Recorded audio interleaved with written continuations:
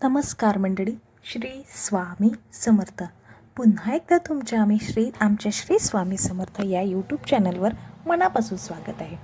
चैत्र अमावस्या ही अमावस्या पूर्वजांचेच म्हणजे जे आपले पित्र आहेत त्या पितरांचे आशीर्वाद प्राप्त करण्यासाठी अत्यंत पवित्र आणि महत्त्वाची मानली जाते. तुम्हाला जर पितृदोष असेल तर तुम्ही या अमावस्येला खाली दिलेले जे उपाय आहेत ते तुम्ही करू शकता. तर या दिवशी पितृदोष दूर करण्यासाठी आणि तुमच्या पितरांची शांती झालेली नसेल तर शांतीसाठी काही विशेष उपाय केले जातात. चैत्र अमावस्येला पितरांचे आशीर्वाद मिळण्यासाठी तुम्हाला पितृदोष असेल तर तो सुद्धा दूर करण्यासाठी खालीलच्या काही आम्ही गोष्टी दिलेल्या आहेत, जे उपाय आणि तोडगे दिलेले आहेत, ते गोष्टी नक्कीच कराव्या. नंबर 1 वर सर्वात प्रथम आणि महत्त्वाचं आहे पितृतर्पण. या दिवशी काय करायचं, सकाळी लवकर उठून पवित्र नदीत स्नान करावे. जर हे शक्य नसेल तर घरीच अंघोळीच्या पाण्यात तुमच्याजवळ गंगाजल असेल, गंगेचे पाणी असेल तर थोडेसे गंगेचे पाणी मिसळून स्नान करा.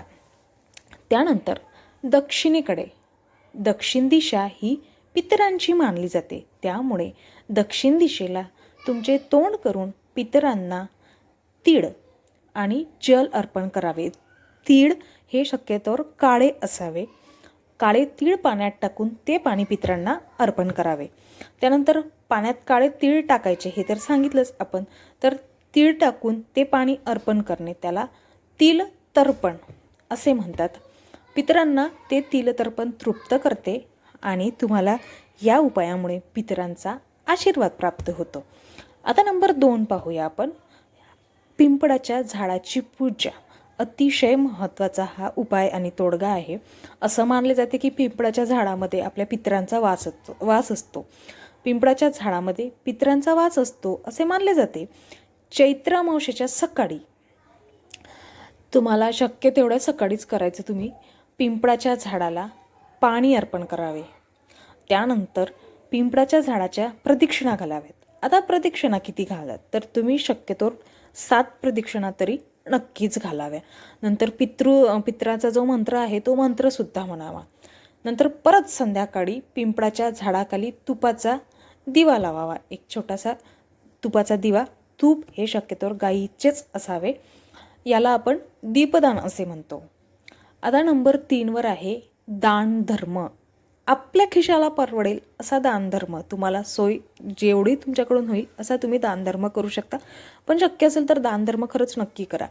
तर चैत्र अमावस्येच्या दिवशी गरजूंना, ब्राह्मणांना अन्न, वस्त्र, काळे तीळ किंवा मग छत्री, बूट, चप्पल हे दान करणे अत्यंत शुभ मानले जाते. ह्यापैकी तुमच्याकडून जे होईल ते तुम्ही यथाशक्ती दान करू शकता. नंतर पितरांच्या नावाने अन्नदान. हे अन्नदान केल्याने पितृदोष शांत होतो आणि तुमच्या कुटुंबात सुख समृद्धी येऊन तुमच्या आर्थिक अडचणी ज्या आहे त्या दूर होण्यास फार मदत होते. त्यानंतर आहे नंबर 4 वर गाय, कावडा आणि कुत्र्याला घास भरवणे. चैत्र अमावस्येला अगदी जवळ येत आहे. चैत्र अमावस्येला या अमावस्येला गाय, कावडा, कुत्रा आणि मुंग्या जर असतील तर या मुंग्यांना अन्न भरवावे. स्वयंपाकातील पहिला घास जो राहते तो पितरांच्या नावाने यांना जे काही पक्षी आपण सांगितलेले आहेत त्यांना भरवावे. असे मानले जाते की या प्राण्यांमार्फत अन्न पितरांना मिळते आणि मग पितर प्रसन्न होऊन तुम्हाला आशीर्वाद देतात. आता नंबर 5 वर आहे महादेवाची पूजा. अत्यंत महत्त्वाची ही या पितरांसाठी जो आहे तो हा अत्यंत महत्त्वाचा असा उपाय आहे. नंबर 5 आहे महादेवाची पूजा. तर शिव मंदिरात म्हणजेच महादेवाच्या मंदिरात जवळपास तुमच्या कुठं असेल तर त्या मंदिरात जाऊन शिवलिंगावर कच्चे दूध हे शक्यतोवर गाईचे असावे, दही आणि काळे तीळ हे एकत्र करून अर्पण करून याचा अभिषेक करावा आणि ओम पितृभ्य नमः मंत्र पुन्हा एकदा ऐका. ओम पितृभ्य नमः ह्या मंत्राचा जप करावा. आता मंत्राचा जप तुम्ही 11, 21 असा सुद्धा करू शकता किंवा 7 असा सुद्धा करू शकता. नंतर 6 आहे पितृसूक्त पाठ. हा पाठसुद्धा खूप महत्त्वाचा आहे. तुम्हाला येत नसेल तर मोबाईलवर आजकाल सर्वच आहे. तर्पण केल्यानंतर पितृसूक्त किंवा स्तोत्राचा पाठ करणे हे अत्यंत फलदायी मानले जाते. यामुळे पितरांची शांती होते किंवा तुम्ही घरी बसून सुद्धा एक माळ पितरांचा जो मंत्र आहे तो जपू शकता. एक माळ म्हणजे 108दा. आता काही महत्त्वाचे नियम आहेत यामध्ये, ते सुद्धा आपण व्हिडिओमध्ये जाणून घेऊया. आता श्राद्धविधीसाठी तांब्याच्या किंवा पितळेच्या भांड्याचाच वापर करावा. नंतर दक्षिण दिशेला तोंड, ते सुद्धा आपण सांगितलेलंच आहे. ही दिशा जी आहे ही पितरांची मानली जाते. तर आपले तोंड हे नेहमीच पितरांसाठी जर आपण उपाय करत असेल तर ते तोंड कडे करून आपल्या पितरांचे स्मरण करावे. नंतर केळीच्या पानावर नैवेद्य दाखवणे पितरांना हे शक्यतो टाळावे, दाखवूच नये.